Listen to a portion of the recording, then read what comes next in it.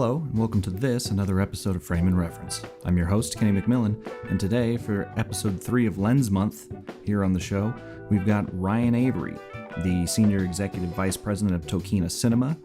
He was the CEO of Vedra, the Micro Four Thirds lens company. He co-founded LensFinder.com. He works in the industrial space. The man's got a CV that just blows tons of people out of the water. This conversation kind of is a discussion around the sort of marriage between the more technical aspects of the lens industry and the art of cinematography and how lenses kind of get in there. So this one is very much more technical. It's a little bit more industry focused, not so much art focused, but it's fascinating stuff. And there's also little stories in there and tidbits, behind the scenes information that I think you'll find very interesting. At one point he says that an artist shouldn't really care about the technology. An artist should just focus on creating the art. And I've later in life kind of come around to that idea, but I still, in my youthful exuberance, still find the technology side, the technical aspects of whatever I'm doing quite fascinating. So loved this conversation. And as I mentioned at the end of this, I cut that part out. Jay Holman is next week, so look forward to that. But for now, I'll just let my conversation with me and Ryan converse for itself. That is a terrible segue. Anyway, here it is. Well, to start, I kind of wanted to talk to you about that because I was, your website just goes straight to your LinkedIn. So I was looking at you've had you're a young man. You've had quite a career so far. Yeah, it's been. I'm eternally grateful for the amount of success I have, and I'm every day kind of worried that someone's going to come around the corner and say, "Hey, wait a minute, you don't belong here. Get back to whatever it is." Sure. So it's great. Did you start in cinematography or some form, or like how did you happen into this stuff? Because you started at you didn't start, but right at the kind of bottom of the old list, you've got film tools, which ProVideo is part of. Yeah, that was a temporary thing. I was hired as a consultant, and it was a good short-lived experience. But I started working in camera stores in 1996. And I worked for Ritz Camera for a number of years in the mall, developing 1-hour film and selling cameras. And I've been obsessed with still photography since I was 11. So it's been a lifelong passion. And I worked in camera stores until 2006, and then or 2006 or 7, I think it was 6. And then I went to work for Schneider Optics, which is where I spent a good portion of my career, but I've now spent more time in my career working with Kenko Tokina than I did with them. So about 6 or 7 years at Schneider, which was an awesome experience. And then I did a bunch of different things, started a company. There's a whole list. So yeah, I mean, it's a funny thing. It's like I could jump into any of that. What were you doing at Schneider? I was a regional sales manager, managing their camera stores, sales with independent sales reps, and I ended up getting into product development. So I primarily covered, at the time, Schneider was selling a lot of their B+W round screw-in filters for photography. So I helped manage that business in the West Coast. And then I got more naturally into motion picture and television stuff.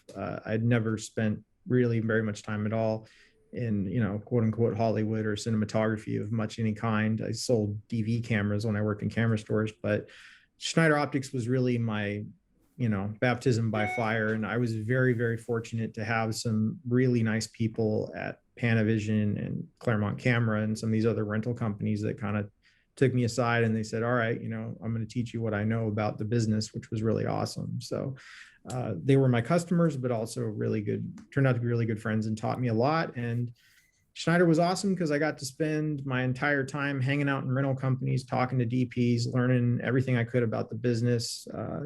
Learned a long time ago to say hi to the person sweeping the floor all the way up, because you never know what you're going to learn. And at Schneider, I got involved in design specification for cinema filters. I helped with the design specification for the Hollywood Blackmagic filter, as well as the Casual. name. Yeah, and gosh, I can't even remember the bunch of different filters. Pretty much anything that came out up to the Schneider True Streaks was something that I was involved in, either tangentially or directly. We won a Oscar, technical Oscar for the Platinum IR&Ds.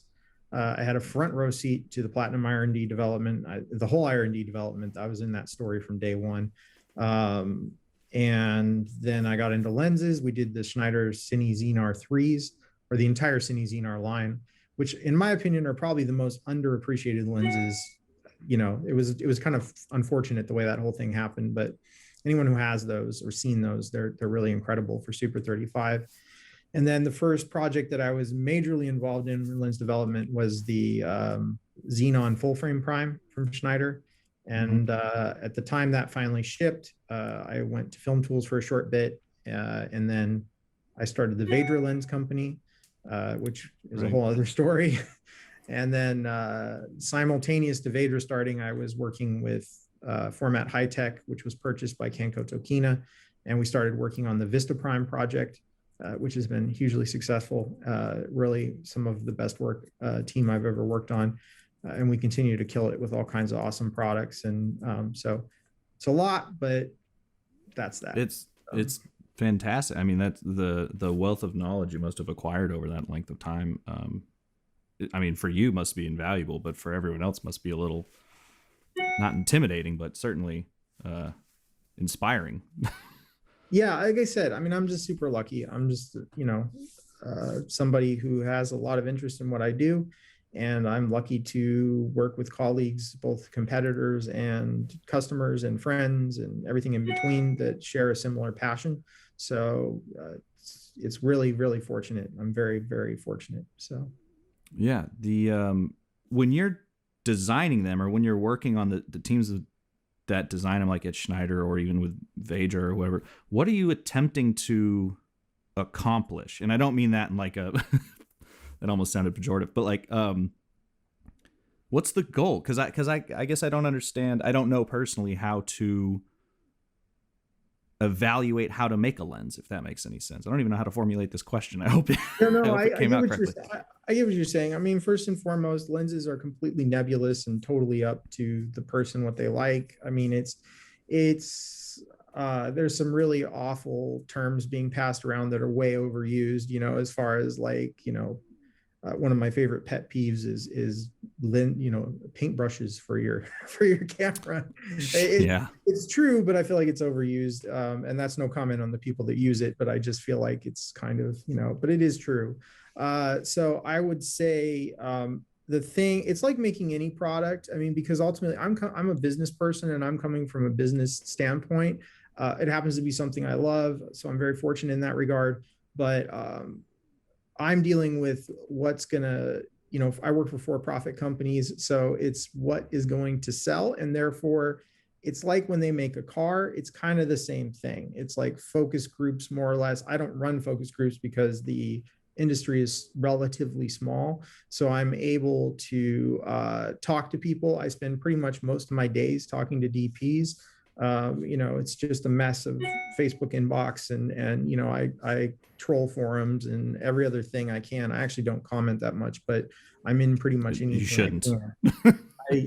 I have a few times, and almost 100% of the time I've regretted it. So, because it's the internet. But I would say what it is it's just listening to what people want. And people continually tell me with products that I offer, projects that I've worked on, they always tell me, this is awesome. How did you get this right? How did your team get this right? Because it's not about me, it's about the team. But it's like, how did we get this right?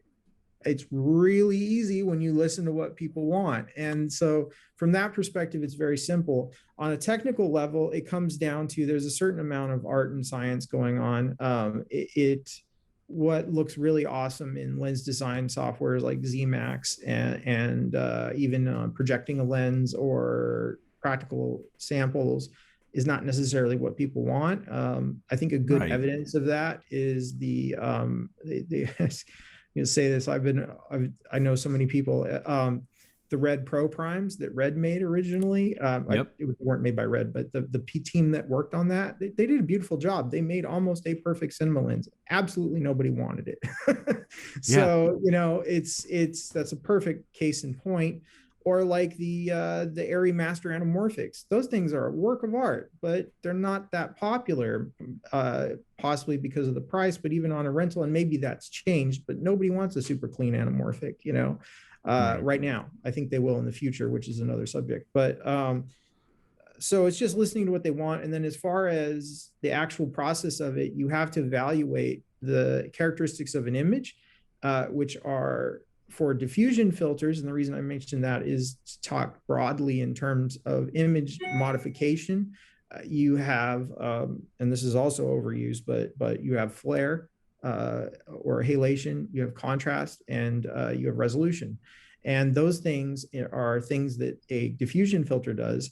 And with optics, with lenses, you just add a bit of depth to that, really. You add some characteristics of distortion, fall off from the background to the foreground, which is primarily controlled by micro contrast, and design of the optics, spacing of the elements, that sort of thing. But really, it's just listening to what people want and then saying, what can we do that's a little bit different? So you look at what other people have, because making hey, me too, I've got another lens also product really doesn't do a service to anybody. And so you just have to figure out what you're trying to accomplish and what people are trying to accomplish, what cinematographers are looking for, and kind of following that, where those curves meet, as much as possible. So it's a balancing act. And of course, no matter whatever you make, there's always at least a couple thousand people that are like, hey, if it were only blue and had a handle on the left, I would have bought it. And you're like, okay, well, you can't make everybody happy. And some of my most recent projects have done their best attempt. We've done our best attempt to make everybody happy, and we've been relatively successful with it. So it's a honing of the craft. Sure. Yeah. I mean, so I'm glad you kind of brought that up right at the head, because I feel like early on, especially with film and stuff, the limiting factor seemed to be the lenses. Certain, really wasn't the camera because it was a box. But so is it cleaner, and then when digital sensors came out and got really good, now we're looking for like dirtier. People are taking, for instance, a real popular one in the kind of like what I would call like the workhorse family of cinematographers was like that 18 to 35 Sigma, slap a Hollywood Black Magic on it, for instance, or more popularly a Pro Mist, to like dirty it up to make it look, and this is a pet peeve of mine, cinematic. What the fuck is cinematic? It's blurry. What? Yeah, it's not a term that exists, but it does exist. Yeah. So. Yeah, it's getting so. Where has the trend, and from your perspective, where has the trend? What is the timeline for that trend changing, and where do you see it going? Because you were saying that you think people are going to be going more, going back to the, unless I'm putting words in your mouth, going back to that higher resolution, less aberration sort of lens. Yeah. Well, yeah. I mean, gosh, there's a lot to talk about there, but I would say, or like, where's that meeting of like HDR? The short answer is HDR. HDR, the last thing in the world you want on HDR is a reduction in contrast. So sure. I'm not going to say the last thing, but it plays in. There are people that would disagree, and I've had some relatively heated debates with everyone from ASC members to beginners about this. And HDR is going to, in my not so humble opinion, is going to absolutely wreck the value of vintage lenses. And I find people that disagree with me are generally people who spend $100,000 on a set of K35s. So that's to say it's not relevant, but really, actually, that's really a oversimplification of it. What you're going to see is a continued bifurcation of the market, where you're going to see lots of different people shooting lots of different lenses. as we already have. But with HDR coming around, a certain segment of the market is going to split off that direction. And sorry, I keep using the term market, but I'm a business guy, so no. This is all totally relevant. Yeah, I guess we'd say industry. But yeah, a certain level of the industries, we're going to continue to see, just like you see such a broad diversification of content, which has also been awesome and very supportive of new technologies, particularly lenses. We've seen an absolute explosion in the size of the business, mostly because more and more people are creating content, and because nobody wants to watch still photos anymore, everybody wants a video. So you're going to see that. But I think high contrast lenses are going to become, or quote unquote clean lenses, are going to become much more popular than they are now. There's a lot of caveats to that, but that would be the reason that I say that. As far as vintage lenses go, there's always going to be a place for that. But right now, like you said, the general look is, the cinematic look is to go dive into this, gritty, low con, log is a LUT kind of world where we all want to sound like purists and whatever, and get I don't know. But anyway, the point being, like, it's going to continue to split, and it's going to support a wider range of lenses. But I do feel like pretty strongly that the value, at least on the high end of these $100,000 sets of K35s, is going to plummet pretty heavy. But there's also, you've got more people too, right? You've got so many people, and there's only so much of this Canon. I cannot believe the prices that FD glass sells for. It's insane. It's insane. Ridiculous. But you know what? It's probably not going to go down that much, because there are so few of those lenses around, particularly good copies of them.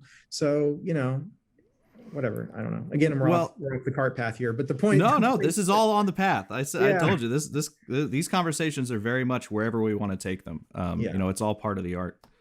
But I always wondered, like, obviously the FDs, for anyone listening who has no idea, I can't imagine you would, but, I can't imagine that you wouldn't, but the FDs are optically nearly the same to the K35s, which everyone seems to like and are vintage lenses.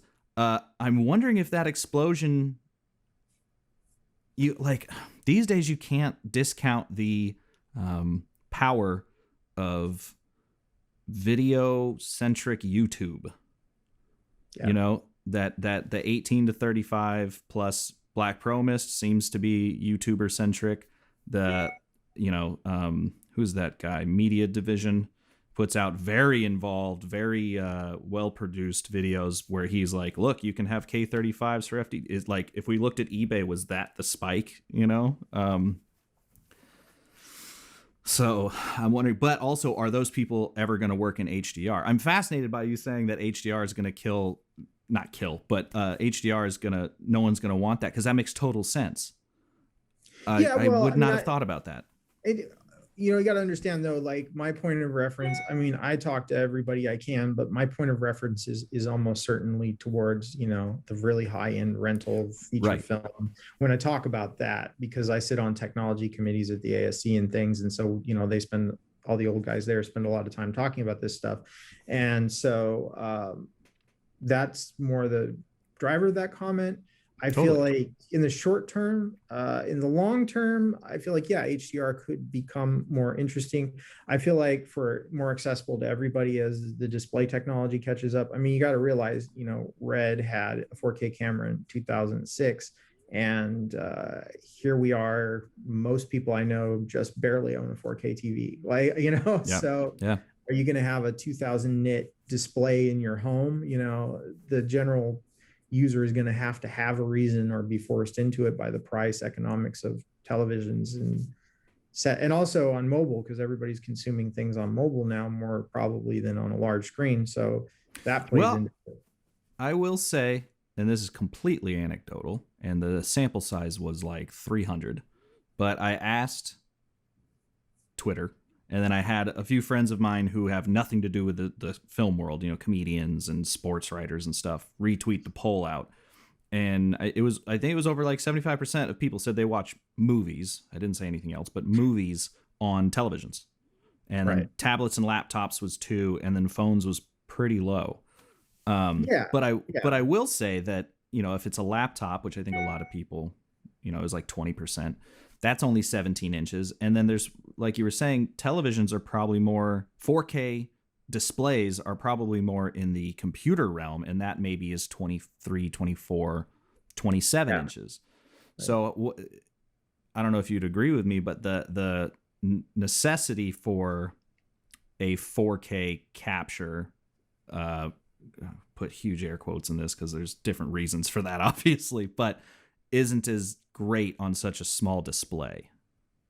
Yeah, but there's also, the old pan and scan, capture as much as you can Oh, and crop it and image stabilization. I mean, we can go or down even that. just the downsizing sharpens it up real nicely. There's tons of Yeah. reasons. I love shooting in 4K now, but Yeah.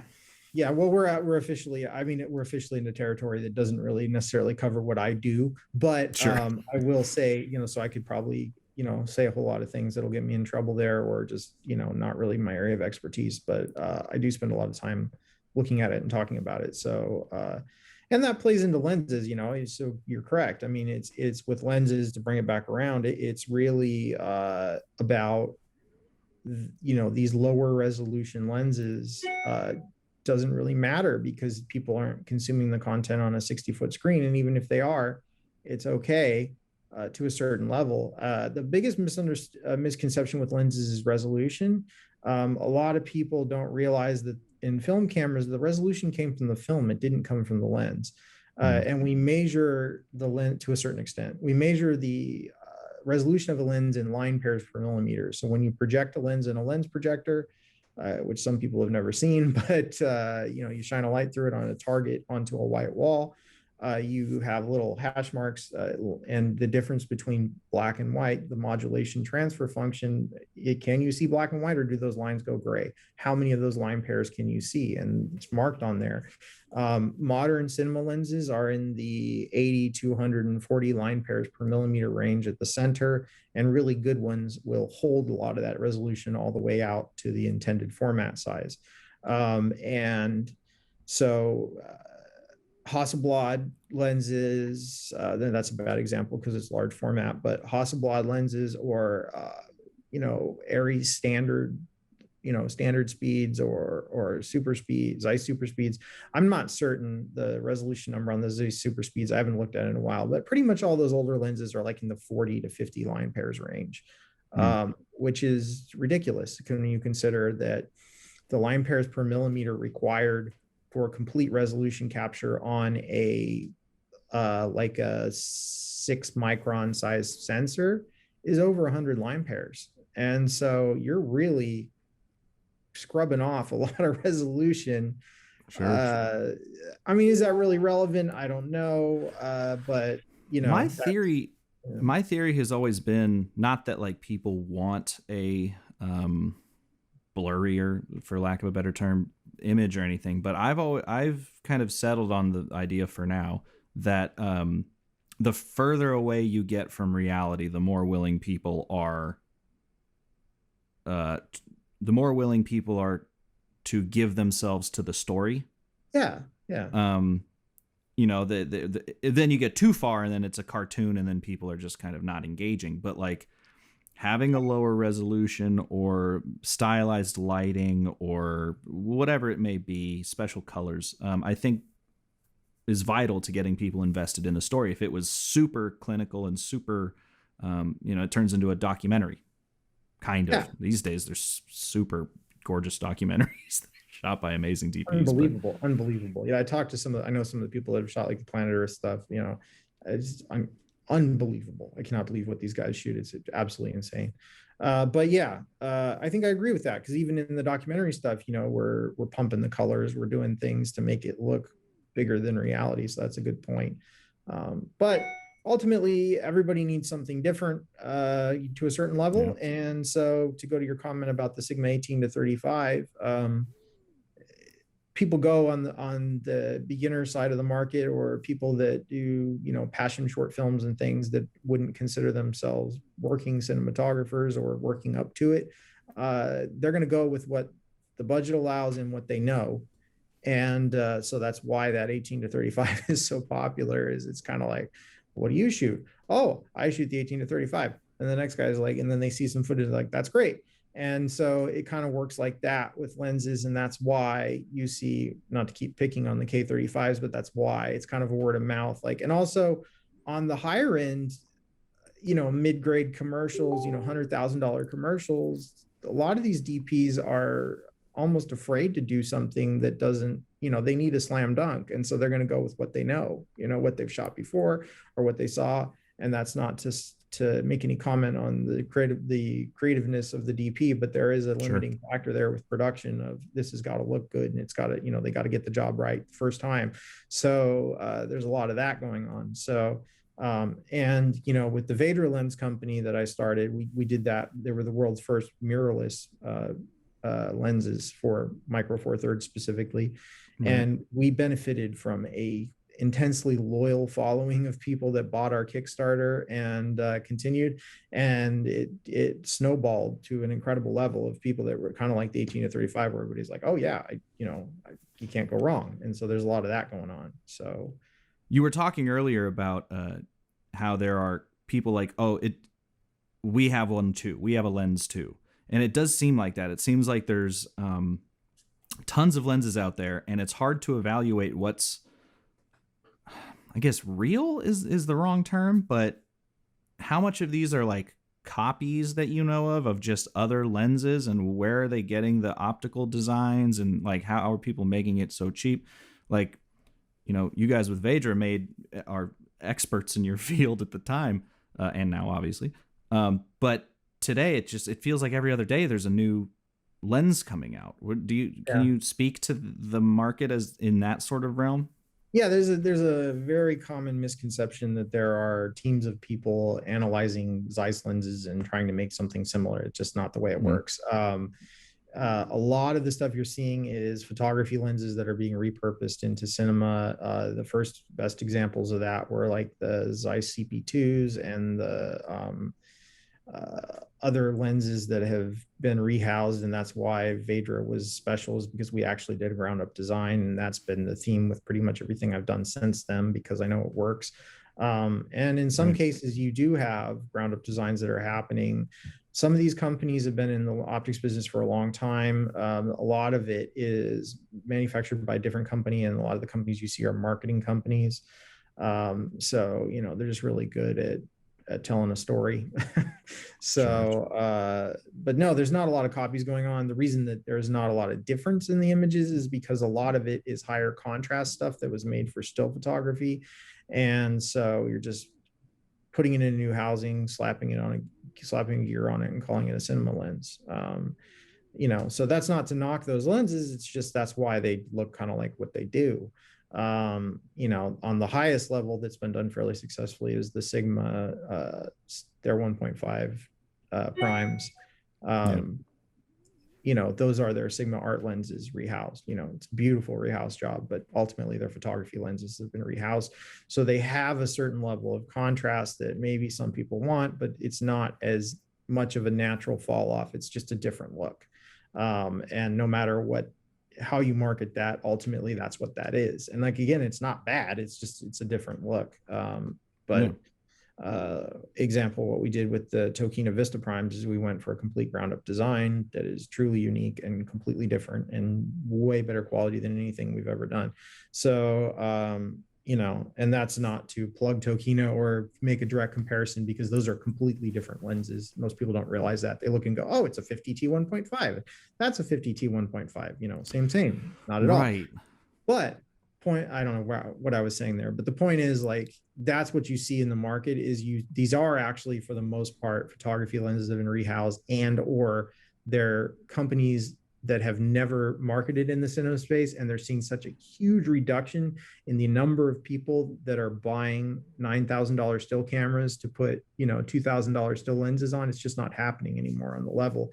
The still photography business has been shrinking year over year, hundreds of percent. So Jeez. all these companies got to do something, and they see everybody shooting videos. They're like, hey, I've got a cinema lens. And there's already been some casualties and things that have completely dropped off because they just weren't ready for prime time, but for various reasons. Because there's a lot that goes into supporting a cinema lens from a business perspective and a manufacturer's perspective. So sure. Well, and there's another thing that I don't want to say annoys me, but it does seem like on the lower end, as we were talking about, the just throwing the word cinema lens around is putting any glass in a geared housing with a clickless aperture a cinema lens. I mean, you could argue it is. What makes a cinema lens? I guess you could say it's a cinema lens. Is it a good cinema lens? Probably not. Right. Good cinema lenses have characteristics that you don't see in photography lenses, which is image breathing, the change in image size as you rack focus. And that has to do with how it's designed and also the length of the focus throw.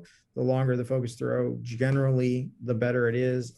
Some manufacturers somewhere along the line were told that 300 degrees focus throw is where it's at for cinema, which actually is probably a bit too much for most cases.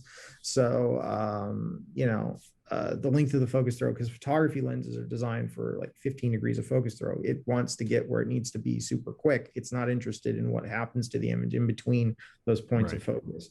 So that is primarily the thing that makes a cinema lens a cinema lens. I would say the most significant driving factor, if you're talking about a true cinema lens, because you look at ingenue zooms, you look at Zeiss, master primes, super speed, all these, well, super speeds to a lesser extent, but they don't breathe that much. And that's really what you're looking for, which is the optic is designed for motion. And with the zooms, is it parfocal? When you zoom in and zoom out, does the focus hold? With anamorphic lenses, does it mump? So as you focus, does the shape of shapes change? Those are things that make a lens more cinematic. But to say something isn't a cinema lens because you slapped a gear on it is not necessarily true, I guess, because it is being used to shoot cinema. But in the same regard, is a Toyota Yaris the same as a Lamborghini? No. But they're both cars. They both have steering wheels. Come on. That's exactly it. So they're both I have a cars. performance car. So just the same, if you put a cinema lens on a $99 Olympus pancake lens, you put a gear on a $99 Olympus pancake lens, or you buy a Avery signature prime for $40,000 for one focal length, it's differences. Yeah. When you're designing a lens from the ground up like that, are you...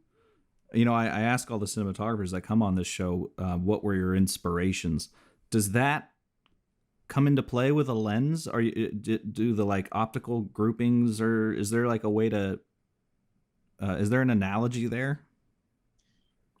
Yeah. I mean, it's the design, the ultimate number of elements and groups and number of A-spheres and things is driven by the specification. For example, with the Vista Primes, we were very specifically looking for a certain number of features, which is a really nice flare, a really nice contrast, fall off between the depth to the image. And also, image circle is a really big thing that a lot of people don't consider. Just because a lens throws light out to the edge of a larger format does not mean that it's designed for that format. And so you look at a lot of lenses that are even marketed as VistaVision lenses, which for better or for worse is a bit of a misnomer, because VistaVision is a format. It's not it's style or whatever. It's not what people say it is, but for better or worse, like with the Vista Primes, we just kind of adopted it and ran with it. So the Vista Primes are designed, if you look at them on a projector, they actually kind of go in and out of resolution and focus depending on where they are in the frame. So at Super 35, we made it nice and crispy in the corners, but it has a little bit of fall off in between. And if you look at it again, it's kind of like this mustache of distortion. And then you get out to full frame and it actually comes back in as sharp in the corners, but there's still fall off. So that's something, an example of something that's designed for different formats. So I would say it really comes down to inspiration and from other lenses. You find out what people like about certain lenses, and that's really the thing that works, is just find out what people like and then figure out what the goal is. The goal with Vista Primes was to make a large format lens that is, again, to use a ridiculously overused term, future-proof solution that is going to last a long time and provide beauty to the user at different format sizes and fall off. And, you know, the list is long. Sure. So, are you doing, or are these lenses kind of designed in like CAD basically? Like, are you able to do sort of a simulation of a lens before actually pumping out the optics and testing it? Or is it kind of like the engineers do some math and then you put it on the projector and you're like, yep, that's what we wanted? Well, that's what happens with a industrial lens. I am involved in industrial optics for driverless cars and, you know, all kinds of stuff like that. That's cool. And so for that solution, yeah, it's just has cheeseburger. Does it work, you know? Yeah. And so, but yeah, for cinema lenses is different. So the software that's primarily used is called ZMAX. I do not do that. I am not an optical engineer. A lot of people think I am. I'm not. I just know You got optical in your job title. Come on, man. I talk to engineers and I talk to customers and I translate customer speak into engineer speak, and that's what I do. But it's designed in a software to there are certain things you can model and simulate, but ultimately the designer has to know what they're doing. And there's a lot of repurposing of optics going on. Like, for example, the Xenon full frame primes at Schneider that I worked with that team on developing, the Xenon optical formulas from the 1950s. I mean, they just took that optical formula and extrapolated it for full frame, and it was already full frame. And then they just made it work for cinema where it had less breathing and other things like that. So that, you know, there's that. And then, but stuff that's ground up, I cannot be understated enough. The optical designer that does it is an artist, and they know exactly the right combination of A-spheres, you know, elements that are not totally curved, that have a flat edge to them, spacing of elements. That's a thing that just kind of happens in this beautiful mind scenario with a chalkboard and a bunch of strings and things connected that we could never possibly understand.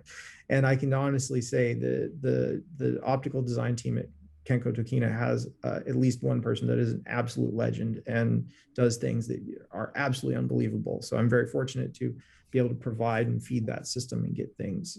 So, you know, yeah, it's art as much as science. So that's so cool.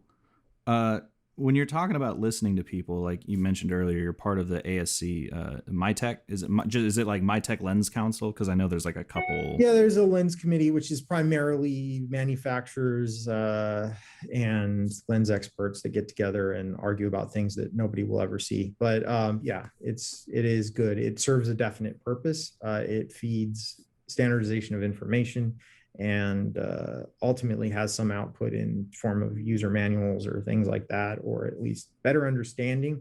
It's actually really good for all the lens manufacturers get together. It's a lot more collaborative business than you would realize. We don't hate each other. Like, it's, you know, notwithstanding certain personalities, but in general, we don't hate each other, and we all get along and talk about our projects, not directly before things come out, but we all talk to each other. And a good example of that is the /I technology. Sure. Lens communication data. That is something that Cook very wisely put out and said, look, everybody should use this. And it's an example of market-wide adaptation that is a true cooperation between lens manufacturers. So, yeah, I actually completely tangentially was wondering about that. Like, how are these? Do they have to license it, or is it? But you're saying it's like seatbelts and Volvo. They were just like, hey, let's all do this. It's $1. You pay them $1. You can join as long as no shit. Yeah, it's not That's so something cool. that is expensive. And I think Avery does the same thing with LDS. I'm pretty sure. I could be wrong about that, but definitely the /I is the universal. You ask Gary, it's not the universal standard. Yeah. LDS is the only thing that exists, but /I is more universal, I'd say. Sure.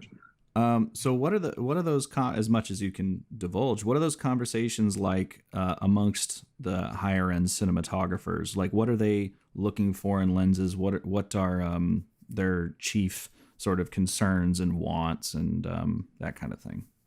Boy, that's a mystery. Yeah, you know, I talk to a lot of DPs at different levels. A lot of it, I think, very wisely, the DP does not necessarily want to hear at all from the manufacturer, despite what the manufacturers put on. It's more like, hey, I use this or they like it. I think a true artist doesn't care that much. You know, it's just kind of like what works. I mean, there's different levels. You know, you've got guys that care a lot about the technical part of it and do a good job because of that to a certain extent.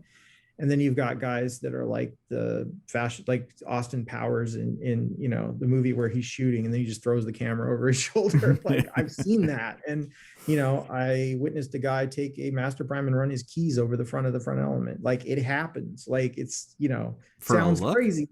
It happens. I saw it happen in person, and the person shot a film with it. So, you know, there are different levels of that. So yeah, but I would say generally they're looking for something that meets the format, and they're much more trusting, as they should be, of the rental companies. I think the rental companies that provide these higher end solutions are add a significant value, and people don't seem to understand that on the surface, that like, or even understand that at all, know about that, because that's why Panavision, Keslo Camera, you know, Claremont Camera, before they merged or were sold off to Keslo, Camtech. I mean, these guys are, and of course they're going to be angry I even mentioned that because I'm leaving out somebody, but there's a lot of really good rental companies that have experts that really collaborate with them and help them choose something. And a lot of that has to do with what format are they shooting in more recent times and other things. So they really talk to the doctor and say, hey, what do you got? And then they figure out which prescription they like. So. Yeah, because I think that makes total sense, because, you know, like we always say, it's everything's project dependent, right? So I think it is that is an interesting point, that for people who don't tend to rent, have to choose one, let's say one thing. Yeah.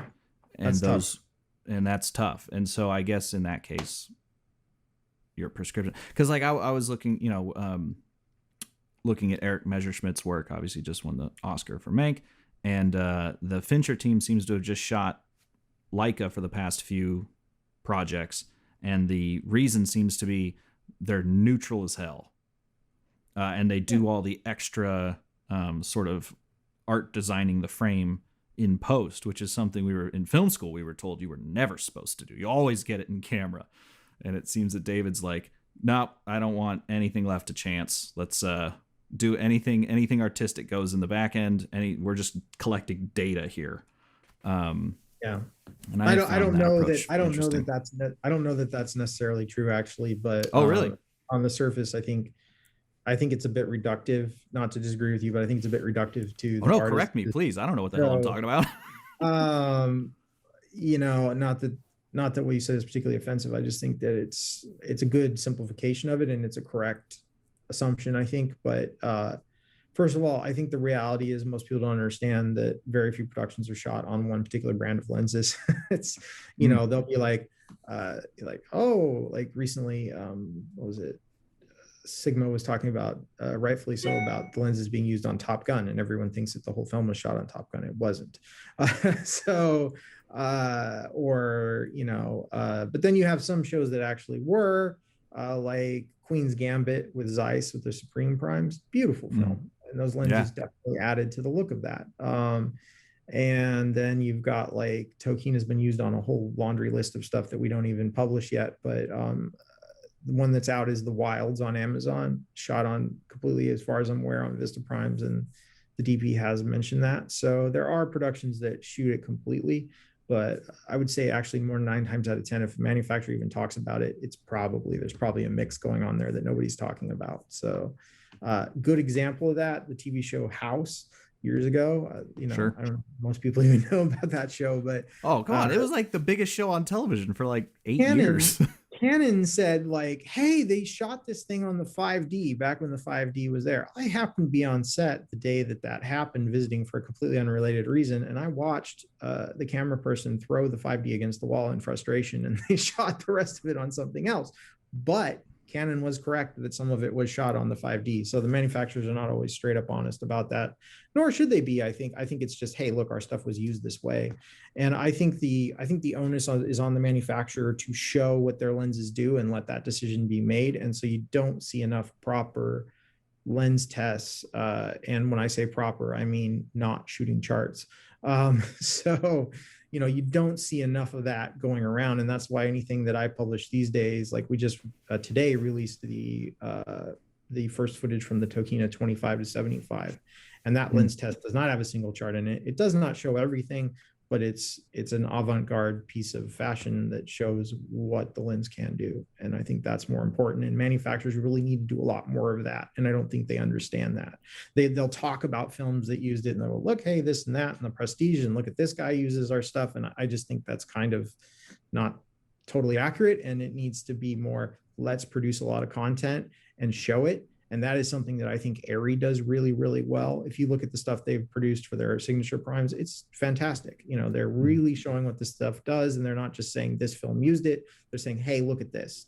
And that's what I think needs to be done so that people can make more informed decisions about the type of optics that they're looking for. Yeah, it's funny. I remember vividly the house episode. Like all of us, at the time I was in film school, I think. And I remember we were all like, dude, 5D shot the episode. There was a whole article about it. Looks like we all have to get the 5D because it's real, whatever. Well, they did. I mean, they did use it, but it was because he was like buried under a building, right? Like, so they had to just get a small camera. It wasn't necessarily like, and I do remember the opening shot was painfully 5D. I don't have direct knowledge of how much of that, and it could very well be, and that's not to take away from Canon or what they did there. Sure. But just to say, personal level, I watched some frustration go on with that, and I saw it at multiple levels. Like my good friend Ilya Friedman at Hot Rod Cameras, he was modifying 5Ds for PL mounts. He was a pioneer in that regard, and I remember seeing that stuff at Panavision, running around in the prep techs. And I remember also DPs cursing the god awful name of the 5D because Canon's out there saying, hey, this is like proper Hollywood. And you're like, no, it's not. It's just being whacked together because it meets someone asked for it. Well, and there's a lot of that too. Directors will be like, I've run into that. Like I've done double blind tests with DPs and directors where I've been like, show which one you like, and they keep picking the Vistas. And then the second they hear that it's a Tokina, they're like, nope, I got to shoot this on Zeiss. Makes no sense, but that's a reality. And so a lot of that goes to brand and things like brand value perceived. So if anything, lenses should be the thing that you trust blindly, like trust your a blind test on. And that's not everybody. That's not everybody. It's just to say, and that goes back to my comment. People go with what they know. A director is not going to risk their life's work on something that they don't understand or trust, So I'd say the majority of time people do pick the look they want, but that does happen. And it mostly happens from the production side, to a lesser extent EPs, but primarily, line producers also pay a big role in that. Be like, no $500 a day. We're going for $100 a day. So yeah. Well, I mean, how many times have we seen? What'd you shoot that on? Ari Mini with Cook. Oh, yeah, stepping outside, Ari. Good for you. Yeah.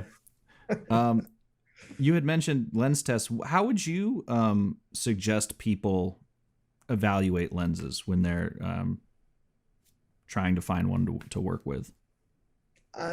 Again, it's mostly look. I would say don't trust everything everybody tells you. Like just because everybody uses the 18 to 35 Sigma does not mean that you should buy that lens and use that lens with a Pro Mist, Right. Or maybe it does. I don't know. I would say take a careful look at the image breathing, the fall off with the contrast of the lens, what that's really going to mean for the type of work you're doing. If you focus on the three characteristics of the image with a few other things added in, like I said, what is the contrast? What is it really doing? Too many people make a big deal about chromatic aberration. Some people obviously loathe it and some people don't care. I would say look at the lens, pay attention to the distortion. How much does it bend the lines? By putting it, a good thing is to put a couple straight objects at the edge of the frame, and do those straight objects disappear, like a door post or something, or do they stay? How much do they bend? Is that really going to matter for your project? If you're looking at a set to buy, that's much more difficult because you have to pick something that's kind of all arounder that's going to work for most of the work that you do. I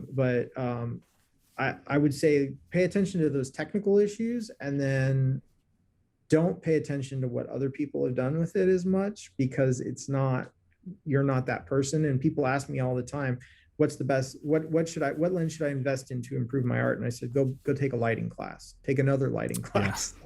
Yeah. Light is way more important, because all we're doing is, by the definition of the term, we're painting with light. So it's, I would say pay attention to those factors, but ultimately don't pay attention so much to the marketing, and pay attention more to what it's really going to mean. And if at all possible, rent it first, get your hands on it and try it.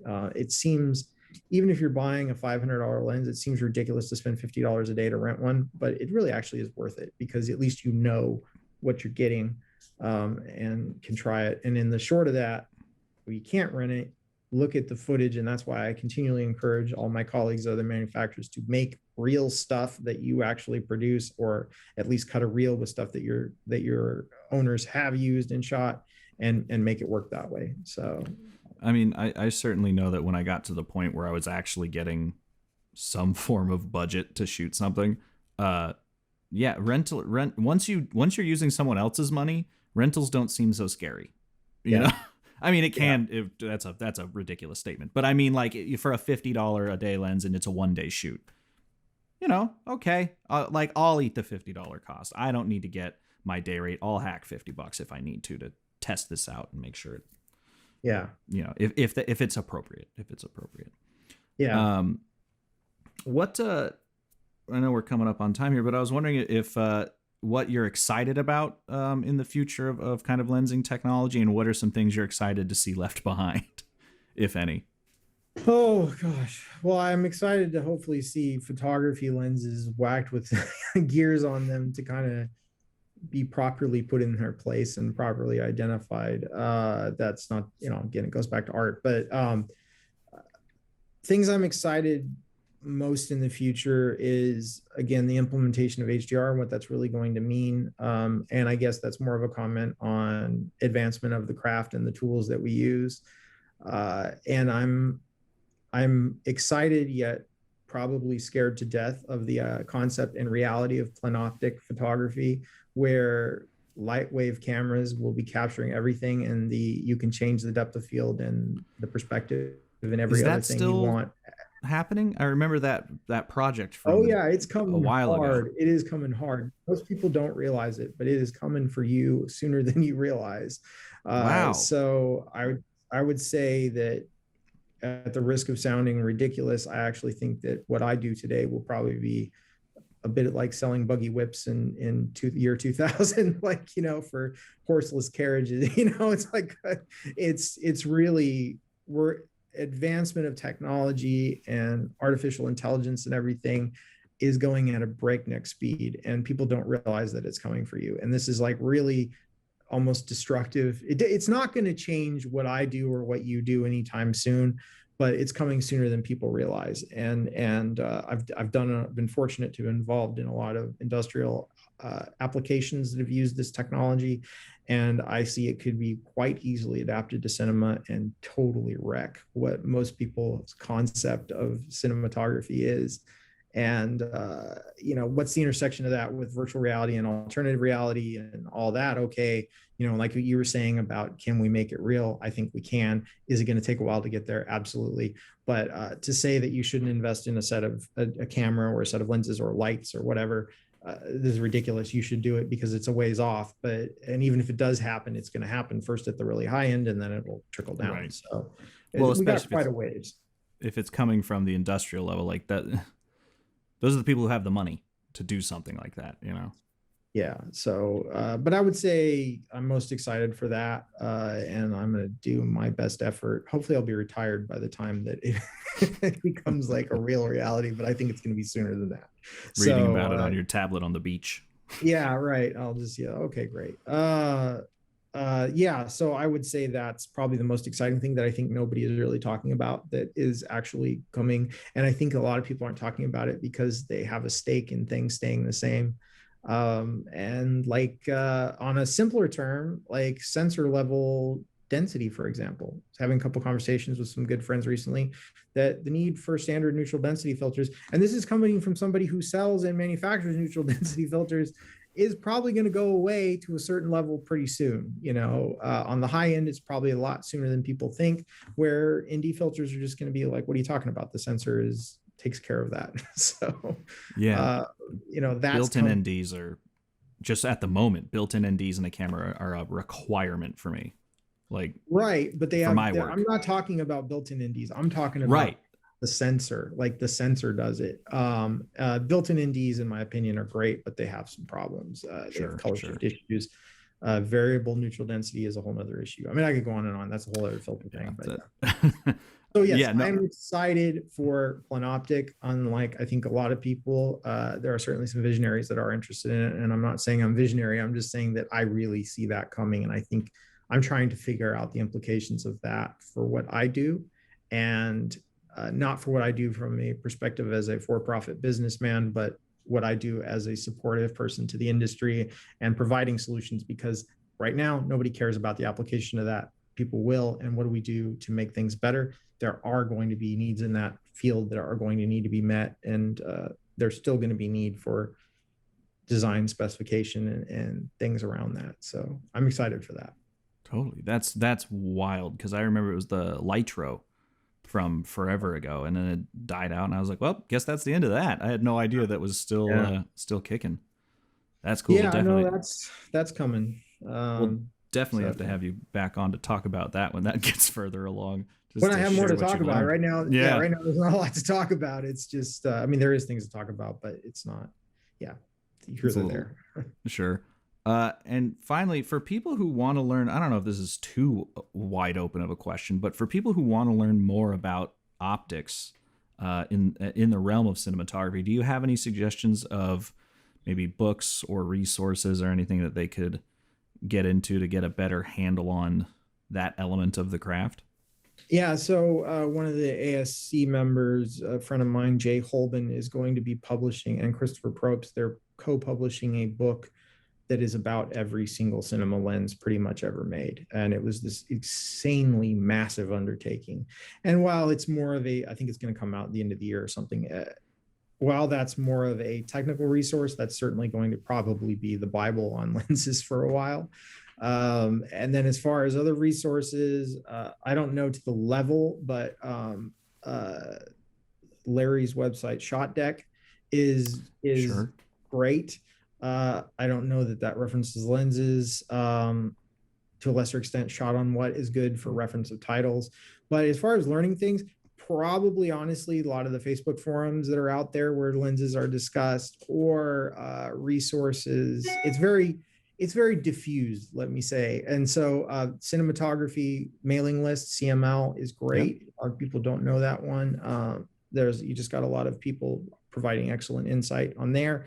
And I have long tried to create a resource for everybody to find out a central focal point for lenses. And the fact is, nobody cares about websites anymore for the most part. We learned that with Lens Finder. I did Lens Finder, and that was great, but people don't like sites anymore. They want, for some reason, they just like it inside of Facebook or whatever. So it's hard to inform. Forums don't really work. Like, I started lensobsession.com really hoping that people would jump into that, and just nobody wants to participate in forums anymore, it seems like. So it's tough. I'm definitely of the forum age of the internet, and I do miss that, like, I guess, community, that those like sort of miniature communities, because I don't have a Facebook, so I'm not privy to those conversations. But I for you. Luckily I don't need it. I hear a lot of people saying, like, I need it, and I'm like, I don't, although I'm sure I'm missing out on jobs or something, or I don't think so. Well, goodness, I wish the same thing happened with Matthew, where like by the time I got to the end of the conversation, I had just figured out like a whole bunch more questions that I wanted to ask. But thanks so much for spending the hour with me, and I'll come up with a list, and hopefully we can have you back on. We can keep talking. Happy to come on anytime. I'm glad you were able to have me come over. It's always great to have these conversations. Frame and Reference is an Owlbot production. It's produced and edited by me, Kenny McMillan, and distributed by ProVideo Coalition. Our theme song is written and performed by Mark Pelly, and the Ethodar Mapbox logo was designed by Nate Truax of Truax Branding Company. You can read or watch the podcast you've just heard by going to provideocoalition.com or youtube.com/owlbot, respectively. And as always, thanks for listening.